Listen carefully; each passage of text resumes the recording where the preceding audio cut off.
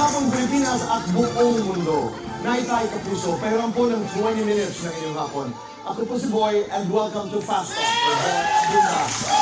Sa lahat po ng nanonood sa atin sa Facebook at YouTube, sa lahat ng nakikinig po sa atin sa DZWB, welcome to the program. Naitay Kapuso, please welcome isang kaibigan. Dr. Lian Siuayan.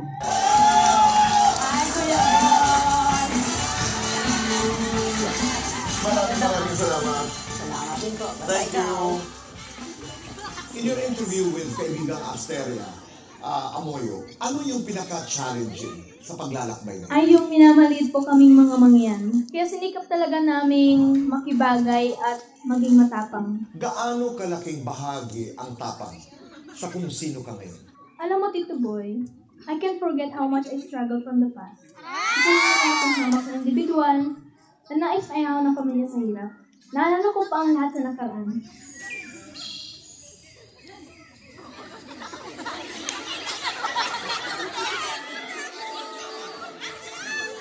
Bawat pagsikat ng araw, kagandahan ay matanaw.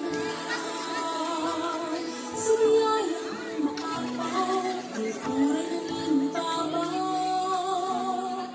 Luzon, Visayas, Mindanao, pasasalamat ang sigaw.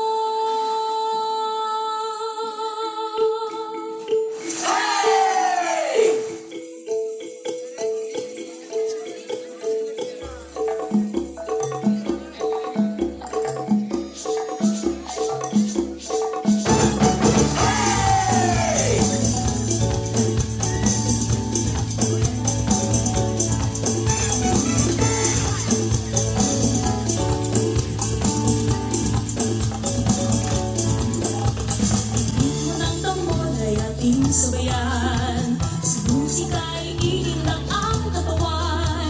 Pagkain, sayaw, sining at musika, sumasalangin sa ating kultura. Inang, amang, ipangako ni ko, noaban pagsirang, maiahon ni ko kamo sa puri, mawatan ni ko kamo bagutan ng tanan mga tribo. Nakan kita uman lang mangyan, kita karingas di tanan. May imaw di man pangarap.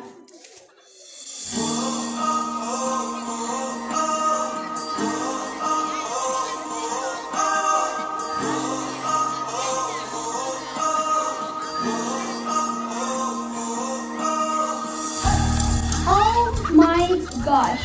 Girls, remember, I need to be the #1 student here sa campus. Oh, sure!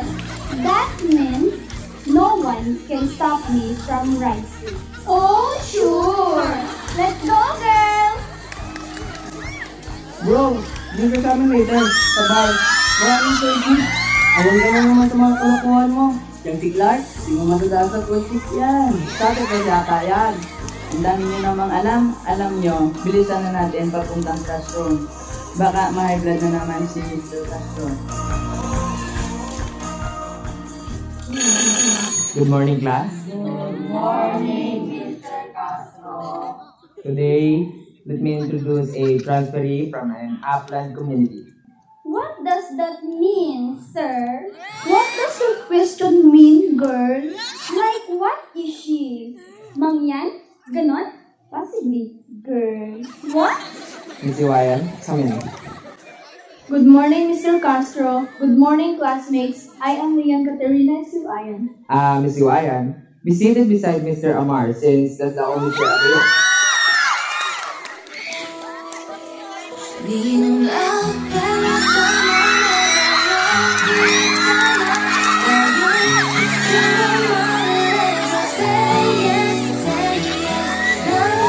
At naupo pa tayong girl beside my Clark? How dare her? Yes, Miss Gazinato. Do you have a problem? Nothing, sir. I'm just looking at a new girl because she looks ordinary. Alright. Miss Iwayan, Samangyan learner. Let's be kind to her. Mag-a-adjust pa yan sa ating environment. By the way, Miss Iwayan, you are very welcome here. Thank you, sir. I appreciate it.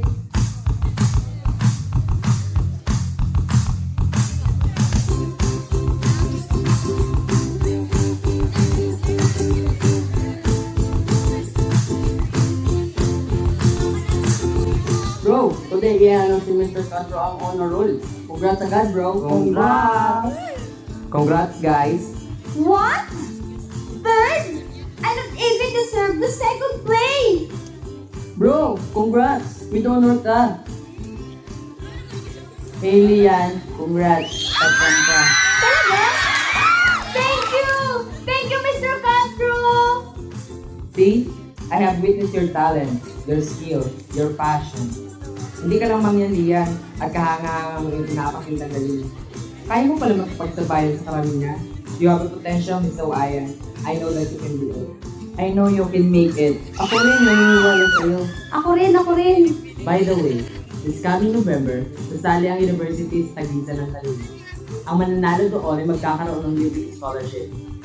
Sir, total top 1 naman itong classmate namin. Bakit hindi na lang po siyang ipadala natin sa contest? Excuse me? What about us? What if she fails? What if hindi niya kaya? What if manahuli ka na lang? Okay guys, fight no more.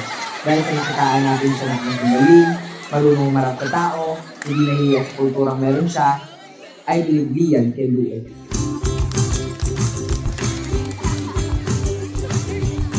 Lian.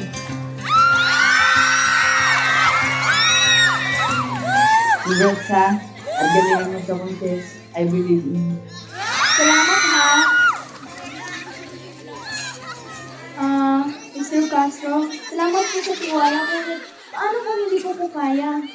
Huwag mo nang isipin lahat ng negatibong nasa mo. Let's see the brighter side. What if, kaya mo? Ano ba Lian ang gusto mong marating sa buhay? Pangarap ko po talagang maging doktor, sir. Pangarap ko pong makatulong sa amin sa Tagascan maging sa aming barangay San Vicente. Alam kong mahirap lang po ako. Kaya natatakot rin po ako na baka hindi ko matupad ang mga pangarap ko. Alam mo, mag-aral ka pa ng mabuti. I-train mo ang sarili mo na humarap sa maraming tao. Paniwalain mo ang lahat ng taong hindi naniniwala sa iyo. Gusto ko, pagkatapos ng graduation, isa ako sa mga taong makakakita ng serbisyo mo sa ating bayan. Hindi ko po kayo bibiguin, sir. Maging ang aking mga magulang, pamilya at ang aking komunidad.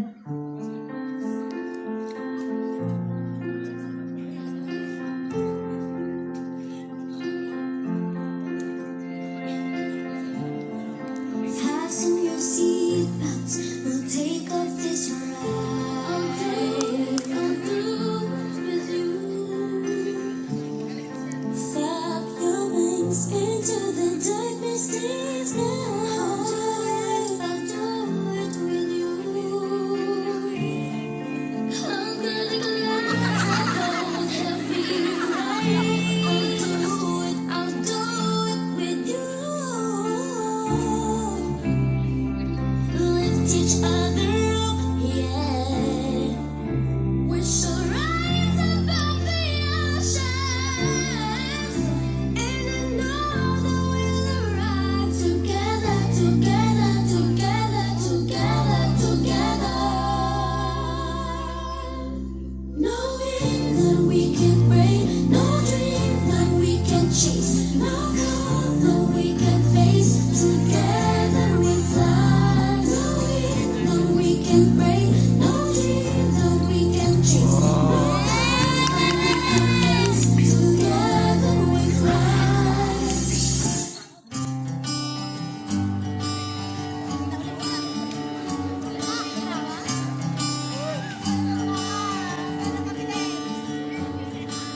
Aba! Andito na ang graduate si Roxanne at si Peter! Lian, ang hanga kami sa iyo. Nakakatuwa ka, Lian. Doktor ka na ba, ha? Steph, salamat! Oo, graduate na ako sa pagdodoktor. Iyan nga ang ibabalita ko sa inang at amang. May trabaho na ako! Anak, nakakahanga ka. Salamat, anak, ha? Tunay na hindi tayo naiiba sa lahat. Pinatunayan mo, anak, na kahit katutubo tayo, ay kaya rin natin maging matagumpay sa larangan ng edukasyon. Anak, mapapanood ka na namin sa TV.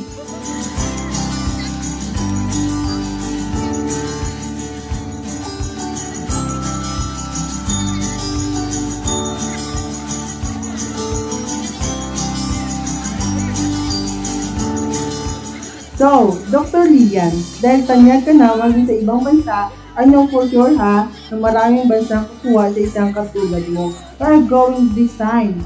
No, Tito Boy. Mahal ko ang bansang Pilipinas. Hindi ko kailangang mamili pa.